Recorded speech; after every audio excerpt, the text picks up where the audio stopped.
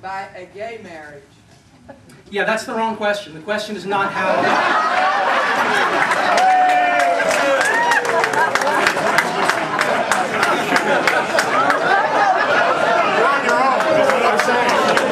You guys must have some inside information I don't have about the questioner.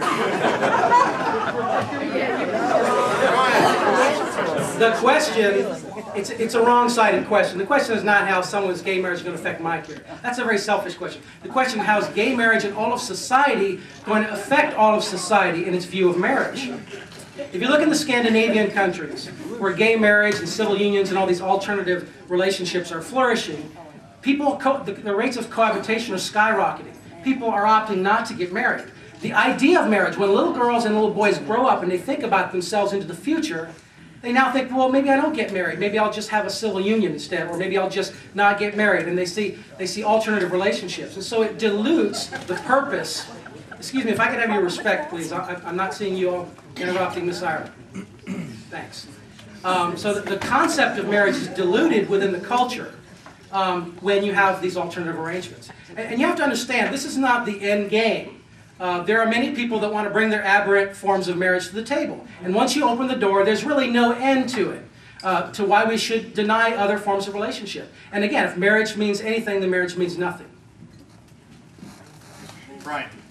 Oh, I'm sorry. Yeah, let me just pick up on John's point that this is not the end game, because I think it's important to know that he has said on television, not in private, that this is not the end game for him either.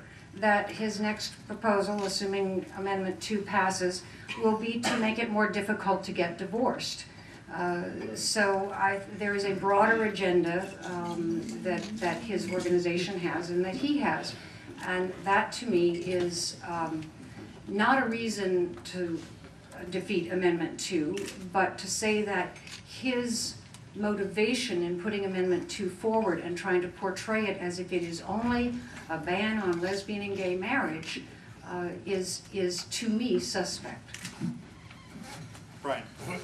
John, I listened to your arguments in favor of this amendment, and I really think back not too long ago when we had the same kind of arguments made in favor of prohibiting relationships and marriages between blacks and whites. And I know how I feel about those laws. I know how most of us feel. I really wonder, how do your arguments differ from those arguments made in favor of those laws? Sure. When you look at the case of Loving versus Virginia, Supreme Court case, Loving held that any man can marry any woman irrespective of race. It didn't redefine marriage. It reaffirmed the essence of marriage, that is the union of a man and a woman. So that's a very different thing than now redefining marriage into some wholly other thing. The essence of marriage is gender. But also segregation was a different thing. It's about keeping the races separate. Marriage is about bringing the two genders together, and that's always a positive thing. So those are really quite different things. If this is a short question, we'll let you go. Otherwise, we're going to go into closing comments. Yeah, I want to follow up on Frank's question and ask both people to respond. If this amendment really has the effect of, say, a separation of powers, which is one of the drivers, then isn't it also an attempt to legislate morality, and is that an appropriate function of legislatures? First of all, this has nothing to do with the legislature. It has to do with the people of the state of Florida. The sovereign people of the state of Florida directing the very definition of this basic human institution. Secondly, to respond to your question, every law, every code, every ordinance imposes some person's view of what is right or wrong, what is prescriptive behavior, and this kind of thing. So the question is not, are we going to legislate morality or values? The question is, whose morality or values are we going to legislate? With all due respect to pregnant pigs in crowded classrooms under the monorail, there have been a plethora of constitutional amendments proposed and passed that have no business in our Constitution. This is one.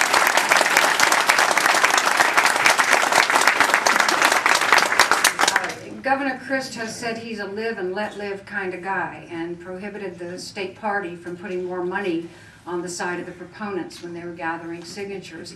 I do think that there are more important things that belong in our Constitution. I know this is a distraction from important issues that voters and others should be considering. I know that it is designed to get out a base of people on Election Day.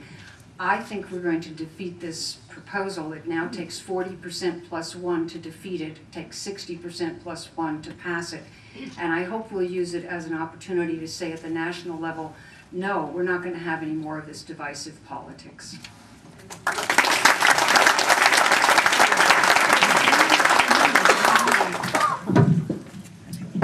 Marriage is a little bit like the oxygen that we breathe. It's all around us, yet we don't really see it. We see evidences of marriage, perhaps. But we don't really, it's not a thing which we can grasp. And so it's easy to take it for granted. It's easy to say, well, not that big of a deal. Let's let, these folks have it, what have you. But in fact, the oxygen we breathe, when you alter it in its basic essence and form, you begin to realize how important it is. Immediately how important it is to the survival of the human race. In fact, that is the same with marriage. It's easy to take for granted, it's all around us, and yet it's very, very important. One of the most famous lesbian moms is Rosie O'Donnell, and we can learn a lot from her. About 4 or 5 years ago, she was being interviewed on Diane Sawyer, and she was remarkably candid about not having a mother and how she was in elementary school, and they were on Mother's Day talking about mothers, and she was very traumatized by this. And so she runs out of the classroom and stays in the woods and comes back home later on. And Diane, recognizing the obvious inconsistency, asked her, well, does your son Parker ever ask you why he doesn't have a daddy? She says, yes. She says, what do you tell her? She says, this is interesting. Listen to what Rosie says. She says, because I'm the kind of mommy who wants another mommy. I'm the kind of mommy.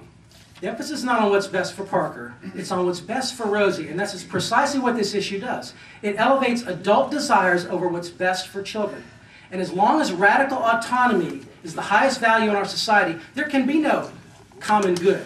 There can be no common sense if every man does what's right in his own eyes. And we cast off history, tradition, biology, and common sense. This amendment does nothing new. It only enshrines something very old, something very precious, traditional, and valuable. Please vote yes on Amendment 2 in November. Thank you. Well, I'm not sure if I get the credit or blame for us having to leave early. I have to get back to Miami because the Florida Association for Women Lawyers has given me an award tonight, and I'm very proud of that, and I want to be there to get it. So you're the one who wants to leave on time, so the rest of you, I'm sorry. Too bad for you. No. Oh wait, there's some of that radical autonomy, isn't it? What Amendment 2 would do is introduce brand new, untested, undefined language into the Florida Constitution. The amendment provides no definition for what is a substantial equivalent of marriage. There's no definition of what it means for a union to be treated as marriage. I don't want to take those risks. I don't think that's what we want for Florida's families, to risk taking away benefits that exist for families and children. I don't think we want to risk the money it will take for everyone who has domestic benefits, partner benefits, to defend this. It is not necessary. John admits it's not anything new. Maybe we can revisit this at another time, but right now we got quadruple belt and suspenders on about gay and lesbian marriage. We don't need this amendment. Please vote no on Amendment 2.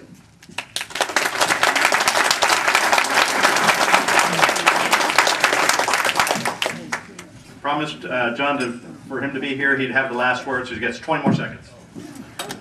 This is a statement from the Florida Supreme Court. This amendment essentially tracks the language of the current statutory provision. The proposed amendment is essentially inserting the statutory scheme into the Constitution with language substantially similar to the statutory provision itself. It has no new effect. The words treated as marriage is currently in the statute. It defines marriage, and unless we want to be crystal clear that this would not invalidate domestic partnerships, that's why treated as marriage is kind of fuzzy. Unless you have a union that is the substantial equivalent of the 1,138 rights and benefits of marriage, it doesn't affect it at all. And all of the existing domestic partnerships just grant a small bundle of rights. And those are useful, to single persons that live together. Thank you.